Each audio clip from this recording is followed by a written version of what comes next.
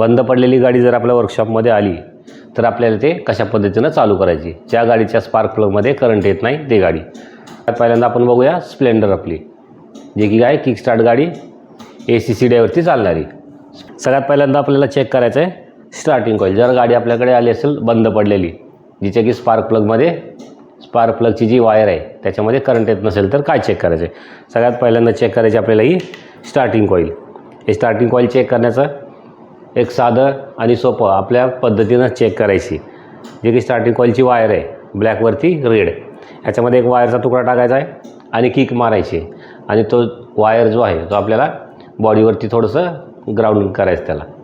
तर याच्यामधून जर स्पार्क आला तर आपण लक्षात घ्यायची की आपली स्टार्टिंग कॉईल चांगल्या कंडिशनमध्ये आहे. आणि दुसरे मल्टीमीटर सेट करायचं आहे कंटिन्युटीवरती आणि आपली जी स्टार्टिंग कॉईलची वायर आहे जे की ब्लॅकवरती रेड, त्याच्यामध्ये एक वायर टाकायचा आहे आणि दुसरा त्या कॉईल प्लेटमध्ये जिथे ग्राउंड आहे त्या ठिकाणी द्यायचा आहे. तर आपली जी स्टार्टिंग कॉईल आहे त्याची रेंज यायला पाहिजे 297 ते 360. ही झाली स्टार्टिंग कॉईल. आता दुसरी जी आहे ती आहे पिकअप कॉईल. तर पिकअप कॉईलचा जो वायर आहे तो असतो ब्ल्यूवरती व्हाईट आणि या पिकअप कॉईलला आपण किक मारून जसं स्टार्टिंग कॉईल चेक करतो त्या पद्धतीनं आपण हे चेक करू शकत नाही, तर याच्यामधून काही करंट येत नसतो.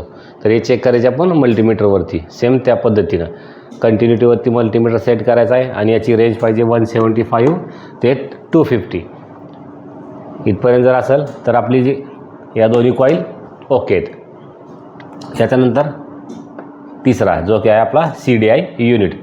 स्टार्टिंग कॉईलमधला जो सप्लाय तो येणार आपला CDI युनिटमध्ये, पिकअप कॉईलचा पण CDIमध्ये आणि CDIमधून जो आउटपुट निघतो तो जाणार आहे आपला ST कॉईलला. तर CDIमधून जो आउटपुट निघतो तो वायर आहे ब्लॅकवरती येलो कलर. आपल्या starting coil pickup coil okay असेल तर CDIमधून निघणारा जो वायर आहे याला आपला करंट येईल, CDI आपला चांगल्या कंडिशनमध्ये असेल तर. हे झालं इथपर्यंत टेस्टिंग. नंतर लास्ट ST कॉईल. CDI चांगली आहे आपली, पिकअप कॉईल स्टार्टिंग कॉईल चांगली आहे. तर ST कॉईलला जो जाणारा वायर आहे ब्लॅकवरती येलो हा याला कनेक्ट करायचा आहे. ST कॉईलची जी वायर जाते स्पार्क प्लगला त्याला किक मारून करंट चेक करायचा आहे. त्याला करंट आला तर आपली गाडी स्टार्ट होईल. या अशा पद्धतीनं चेक करायचं आहे. आणि याच्यामध्ये आणखी सगळ्यात महत्त्वाचा पार्ट आहे इग्निशन स्विच. ज्यावेळेस आपण इग्निशन स्विच ऑन ऑफ करतो तर याच्यामध्ये जी एक वायर आहे ब्लॅकवरती व्हाईट आणि दुसरी जी आहे ते ग्रीन, या दोन्हीचं काम आपली गाडीचं इंजिन बंद आणि चालू करणं. या ठिकाणाहूनच आपलं जे गाडीला येणारा करंट आहे येणं आणि बंद होणं हे या इग्निशन स्विचवरती डिपेंड आहे, जे की या दोन वायर आहेत ब्लॅक व्हाईट आणि ग्रीन. ज्यावेळेस आपण इग्निशन स्विच ऑन करतो ह्या दोन वायर डिस्कनेक्ट होतात आणि ज्यावेळेस आपण ऑफ करतो त्यावेळेस हे दोन वायर कनेक्ट होतात. तर सेम या पद्धतीनं आपण हे चेक करायचं, जेणेकरून आपल्याकडे आलेली गाडी 5 मिनटामध्ये स्टार्ट झाली पाहिजे. आपल्या गाडीची पिकअप कॉईल जर खराब असेल तर स्टार्टिंग कॉईलमधून येणारा करंट CDIमध्ये येणार आहे, पण CDIमधून बाहेर जो जाणार आहे ब्लॅकवरती येलो या वायरला करंट येणार नाही आपली पिकअप कॉईल खराब असेल तर. आणखी दुसरं, इग्निशन स्विच जर खराब असेल तर आपण इग्निशन स्विच ज्यावेळेस ऑन करतो त्याचं जे कनेक्शन आहे ते डिस्कनेक्ट व्हायला पाहिजे, ते होत नाही.